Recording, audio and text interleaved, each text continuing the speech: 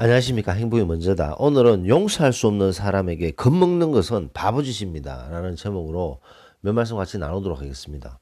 용서할 수 없는 사람에게 우리가 겁먹는 것은 바보짓이죠. 바보짓.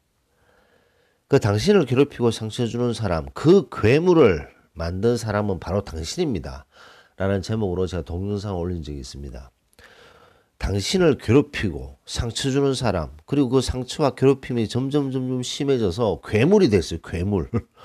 괴물을 만든 사람은 바로 당신입니다라는 동영상에 댓글을 주신 분인데요. 이한나님께서 댓글 주셨습니다. 이 한나님이 댓글 주셨는데 그 댓글은 와우 충격입니다. 나를 상처 주는 남편. 남에게는 호인이면서 나를 만만하게 여기고 폭언하고 큰 소리치는 그가 몸서리치게 싫은데 그를 그렇게 만든 사람이 나라니 죽어가면서 나는 천사 흉내를 낸 겁니까? 진짜 인정하고 싶지 않지만 무슨 근거가 있겠지요. 근데 왜 처음부터 그를 두려워했을까요? 이유가 뭘까요? 그게 정말 궁금합니다. 신혼 첫날부터 순결을 의심했던데 난 정말 처녀였는데도 아무 말 못했습니다. 집이 압류가 된다는 통지서를 받았는데 내 잘못이 아닌데도 임신 6개월 임산부에게 남편은 욕이란 욕을 다 퍼부었고 밤새 울어서 퉁퉁 부은 눈으로 무거운 몸을 끌고 다음날 그걸 해결하러 돌아다녔습니다. 또 어떤 일이 있었냐? 교통사고를 당했는데 상대 운전수가 술 먹고 내 차를 들이받았는데 차가 다 찌그러졌는데 난 죽을 뻔했는데 남편이 따기를 때린 거죠. 뺨을 때렸대요. 차를 엉망 만들었다고. 그것도 좋은 차도 아닌데 말이죠. 뭐 그 밖에 무수히 많습니다. 그렇게 늘 당하다 보니 막상 폭언해대면 머릿속이 멍해지고 아무 말이 생각이 안 나요. 그가 말을 너무 잘하니까 도저히 내 말 주변으로는 이길 수 없다라는 생각을 한 것 같습니다. 아파도 아픈 게 죄인이라며 더 구박하니까 아픈 신용도 못 내고 그러다 보니 화병이 되고 섬유근육통, 자가 면역 질환이 왔나 봐요. 선생님 말씀대로 앞으로 단호하고 명료하게 얘기하는 연습을 평소에 해야겠습니다. 많이 배워갑니다. 라는 댓글을 주셨어요. 얼마나 결혼하신 지 몇 년 됐는지 모르겠는데요. 그동안 얼마나 많은 고충과 어려움, 아픔 이런 것들이 있으셨을까 생각이 됩니다. 그 남편은 지금 하나님께서 말씀하셨듯이 밖에서는 호인인 거죠. 이런 사람들이 또 그런 기질이 또 가끔씩 있어요. 밖에서는 남들한테 잘해주고 남들 눈치 보고 남들에게 막 호인처럼 하면서 집에 와서 이렇게 미치고 날뛰는 이런 사람들이 있는 거죠. 이런 사람들은 좀 정신적으로 문제 있는 사람이죠. 왜냐? 정말 잘해줘야 될 사람들이 가족인데 잘해줘야 되고 사랑을 베풀고 보살핌을 해야 되는 사람들이 가족인데 가족한테는 지 하고 싶은 대로 하고 밖에서 피 한 방울 섞이지 않고 아무 관계 없는 남에게는 호인 소리 들으면서 뭐 기분 나쁜 일 있어도 허허허허 뭐 이러면서 아이 괜찮아 뭐 이러면서 호인 짓을 하는 거죠. 그럼 집에서도 그러던가.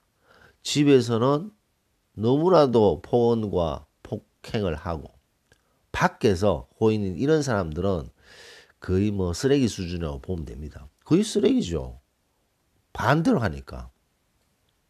자, 근데 이런 쓰레기 같은 사람이 왜 이렇게 개망나니처럼 교통사고 나서 그 아내가 죽을 뻔했는데 술 마신 사람이 와서 들이박는데 그걸 어떻게 막습니까? 그랬을 때 아내의 안전, 아내가 다치지 않았는지 그걸 걱정하고 그걸 하는 게 기본 아닌가요? 근데 차가 찌그러졌다고 뺨을 때렸다. 저는 이게 있을 수 있는가 싶습니다. 압류를 당해서 임신 6개월인 아내가 압류를 당한 상태에서 아내 잘못도 아닌데 그게 쌍욕을 하고 별의별 욕을 다 하는 그런 남편이 그게 인간입니까 그게? 저는 좀 이해가 안 되는데요. 전 좀 이해가 안 되는데 뭐 어쨌든 이 정도의 문제가 있는 남편은 결혼한 지 지금 몇 년 되신지 모르겠는데 중독이죠, 중독. 남편도 중독이고 아내분도 중독이고 남편은 뭐 삐딱하면 맨날 이렇게 소리 빽빽 지르고 폭언하고 폭력하는 것이 본인도 중독이 돼 있고 그런 폭언을 듣고 폭행을 맞으면서 그냥 지내는 그런 상황이 또 중독된 게 하나님의 상황이 아닌가 생각이 됩니다. 안 그러고는 설명이 안 되는 거죠. 왜냐? 우리가 객관적으로 딱 생각했을 때, 객관적으로 생각했을 때, 아, 이건 도저히 있을 수 없는 일이야. 근데 그 짓을 하고 있는 사람이 있고, 그 짓을 당하는 사람이 있어요. 객관적으로는, 아니, 저런 일이 가능할까? 라고 생각하는데, 그런 짓을 하는 사람이 있고, 그런 짓을 당하는 사람이 있습니다. 그런 사람들도 객관적으로 이거는 말도 안 되는 거죠. 하지만 그런 일을 하고 있고, 그런 일을 당하고 있는 사람들은 서로 중독이 되어 있는 거죠. 우리 TV에 보면 폭행을 하는 그런 남편이 엄청나게 폭행을 해서 온몸에 멍이 들고 있으면서도 그 옆에 살고 있는 주부. 어? 이게 뭐죠, 이게? 보통 객관적으로 보면 말이 안 되잖아요. 술 마시고 아무것도 아닌데 폭행을 하고, 그래서 온몸에 멍이 들고, 그래서 괴로워하고, 아파하고, 하소연하고, 그러면서도 그 옆에 살고 있고, 이런 것들이 중독입니다, 중독. 관계 중독이라는 거죠. 그래서 이 마약 중독, 도박 중독, 뭐 술 중독 이런 얘기들인데 이것만큼 무서운 것이 물론 이거보다 더 무서울 수도 있죠. 인간 관계 중독입니다. 관계 중독. 그 관계가 너무나도 나쁘고 너무나도 잘못됐음에도 불구하고 중독이 되어 있는 거죠. 중독이 되어 있어서 다람쥐 쳇바퀴 돌듯이 돌게 됩니다. 자, 여기서는 할 말을 하셔야 돼요. 할 말. 할 말을 못하면 어떻게 되느냐? 이 바보짓이라는 거죠. 근데 할 말을 하기가 쉽나? 어? 할 말 하기가 쉽냐 이거죠. 하나님께서도 말씀하셨듯이 갑자기 폰을 해대면 머릿속이 멍해지고 아무 말이 생각이 안 납니다. 그 사람은 말을 잘하니까 내가 도저히 말 주변으로 이길 수 없다는 생각을 한 것 같아요. 뭐 말 주변이 중요한 게 아닙니다. 너무나도 힘들고 괴롭고 말도 안 되는 상황이 이건 잘못됐어 라고 얘기를 해야 되는데 얘기를 안 해, 전혀 안 하시다 보니까 뭐 버릇이 된 거죠. 중독이 돼버린 그런 상황이 아닌가 생각됩니다. 용서가 안 되는 사람이죠. 이 용서가 안 되는 사람이 있어요. 그리고 말도 안 되는 폭언과 폭행을 하고 있어요. 왜 이런 일이 생길까요? 왜 이런 일이 생길까?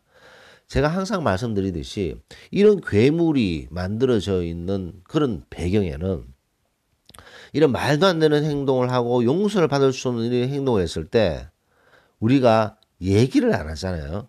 아무 말도 안 하게 되면 두 가지의 결과가 생깁니다.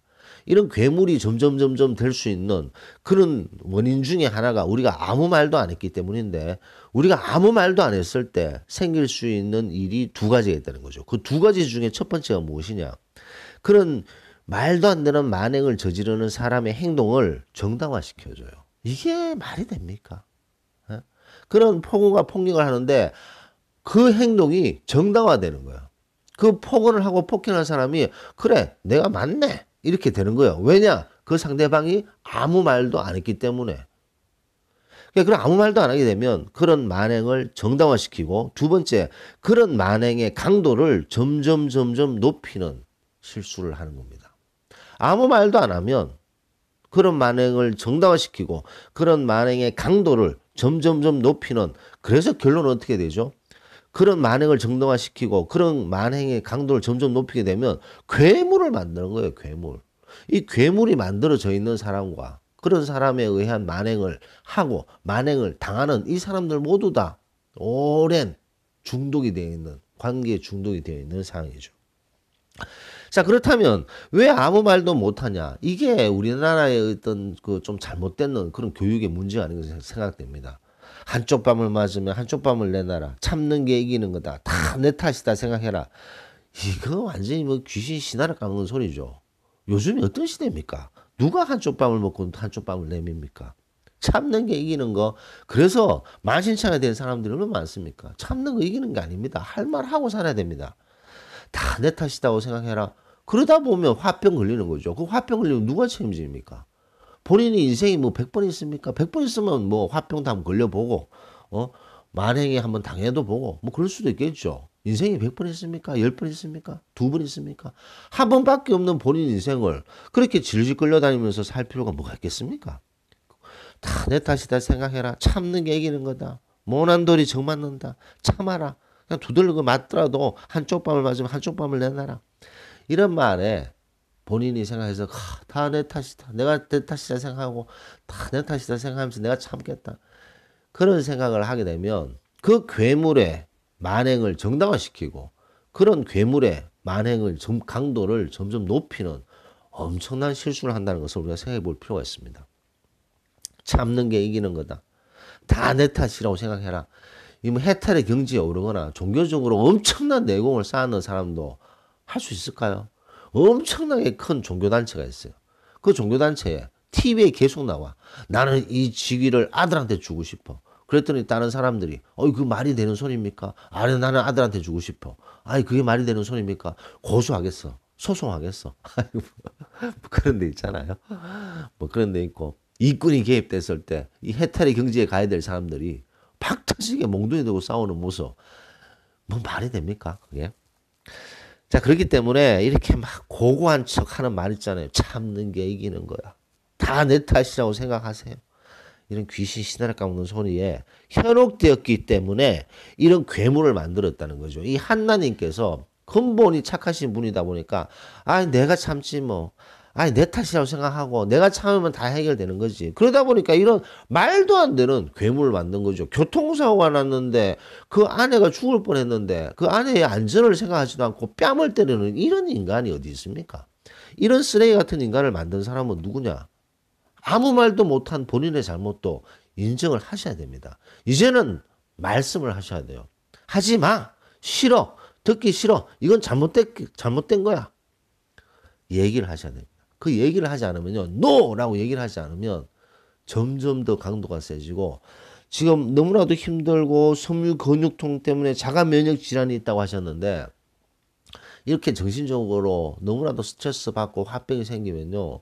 이제 나이가 지금 연세가 지금 몇 살인지 모르겠는데 이 나이가 들면 들수록 그 상처는 너무나도 깊습니다. 그래갖고 나중에 인생을 말년에 인생의 뒤안길에 참는 게 이기는 거야. 다 내 탓이라고 생각해라. 그 말을 자식한테 해줄 수 있습니까? 만약에 자식이 이런 식의 말도 안 되는 만행을 겪고 있다. 그리고 아무 말도 못하고 내 탓이다. 내가 참는 게 이기는 거다. 이런 마음을 가진다면 눈이 뒤집어지지 않겠습니까? 근데 그런 눈이 뒤집어지는 그런 것을 본인은 조금씩 주변 사람들한테 영향을 주고 있고 가르쳐 주고 있을 수도 있다는 안타까운 일이 있다는 거죠. 그렇기 때문에 당당하게 말하십시오.